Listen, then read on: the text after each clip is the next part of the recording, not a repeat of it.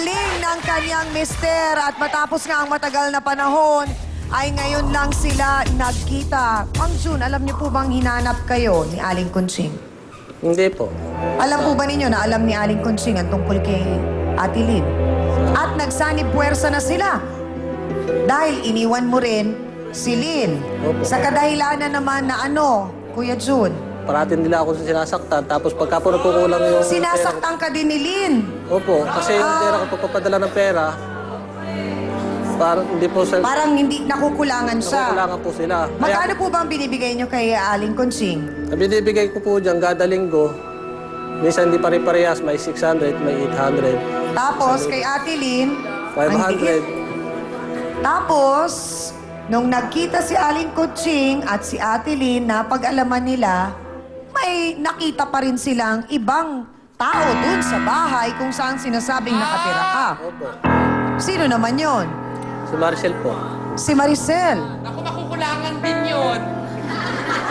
Sino naman siya sa buhay mo? Nagkakilala po kami sa isa po yung aming kuwan, yung trabaho. Isa po yung trabaho namin. Oo. So kayo po ay nagsasama na rin? Opo. May anak po kayo sa kanya? Wala. Ano Bago lang kaya ho ang nagiging problema, Mang Jun, at parang nagiging nagpapalipat-lipat kayo at madali kayong nagsasawa ba? nananawa na nga po ako sa mga ginagawa nila sa akin. Kaya po, Kawawa ka naman. Ikaw na nga itong may ginagawa. Wow! Ay, naku. hindi naman ako nagkukulang. Tuwing linggo, nagpapadala naman ako sa iyo, bibigay. Kulang, hindi ka nagkukulang. Kasya ba yon yung 800, yung 600? Eh, alam mo Dalawa na yung po anak mo trabaho ko. nakatatas? Contraction lang ako.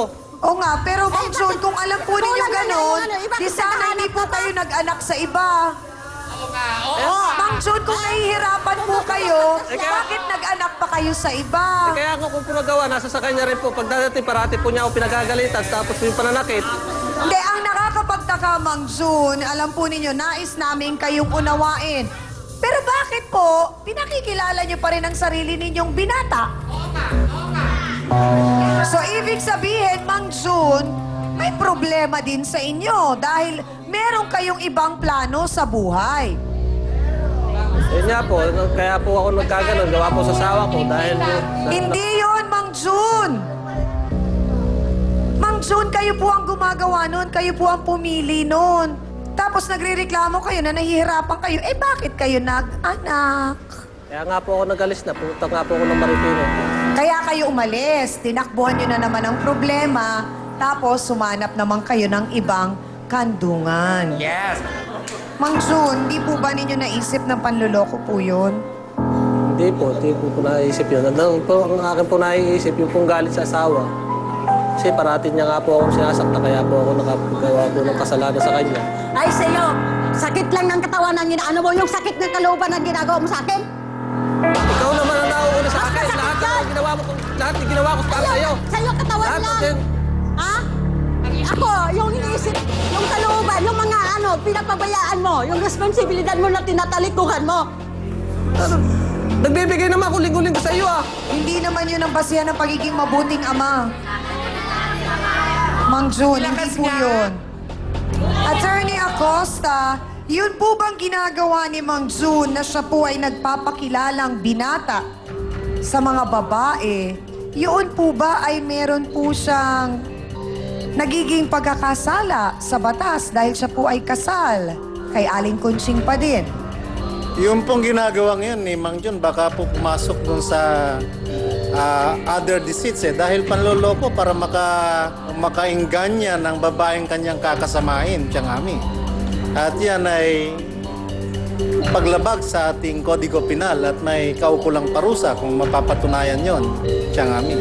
At ngayon nga po, ang anak na ni Mang Jun lumalabas ay 4. May anak siya kay Aling Conching, may anak po siya kay Ate Lynn. Yung suporta, tiyangami, dapat ay matutunan ni Mang Jun na kilalanin ito isang obligasyon na dapat niyang punan. Una, sa kalagayan ni Aling Conching sapagkat siya ay kanyang legal na asawa. Sa makatuwid, karapatan at obligasyon ngayon ni Aling Conching at saka ni Mang Jun na magsuportahan sa isa't isa.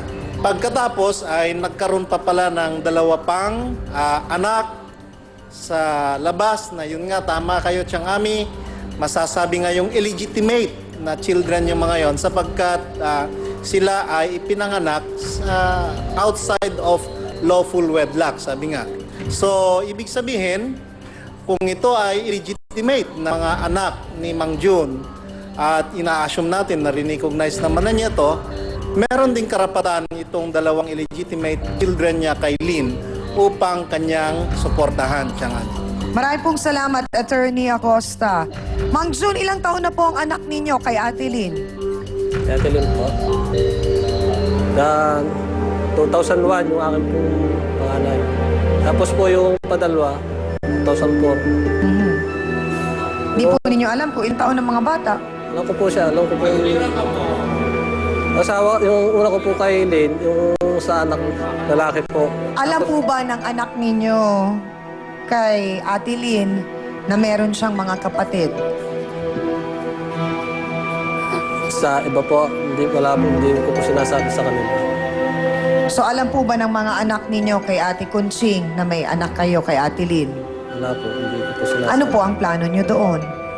Nagawa ko na nga po yun. Ang ginawa ko nga po, magtrabaho na. Nasa isip ko na lang magtrabaho para sila isputahan. May pangatlo eh. Nako, tignan nga natin ang opinyon ng mga kasawsawan natin ay parang hindi nila tanggap ang mga kadahilanan ni Mang June. Mukhang mahirapan ako maghanap ng mga fans para kay Mang June ngayong umagang ito. Pero tingnan pa rin natin, malay naman natin, naiintindihan siya ng mga sawsawero at sawsawera natin. So alamin na natin, photo hands na mga kapatid. Pula ba kayo o puti? Go na! Taas ang mga placards!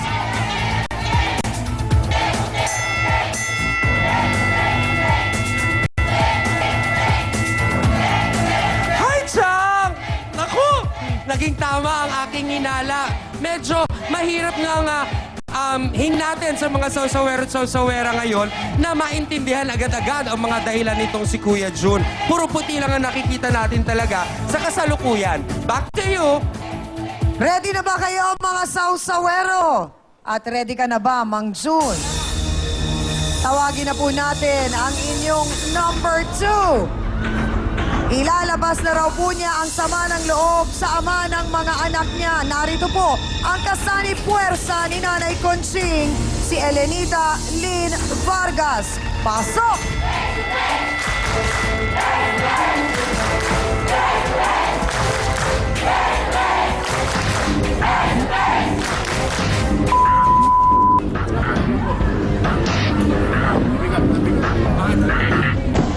Ate Lynn, ano po kayo sa buhay ni Mang June? Asawa din po. Saan po kayo nagkakilala? Sa Plaridel, Bulacan po. Ano po ang pakilala niya sa inyo? Binata rin po, wala siya asawa. Bakit nga ba nagiging ugali ni Mang June na ipakilalang siya ay binata? At alamin natin ang iba pang saloobin ni Ate Lynn. Diyan lang po kayo at magbabalik ang nag-iisang talakserye sa buong mundo, ang Face to Face. Tanungin mo siya kung kasal sila ni Aling Conching. Sinasabi natin ko, Ching.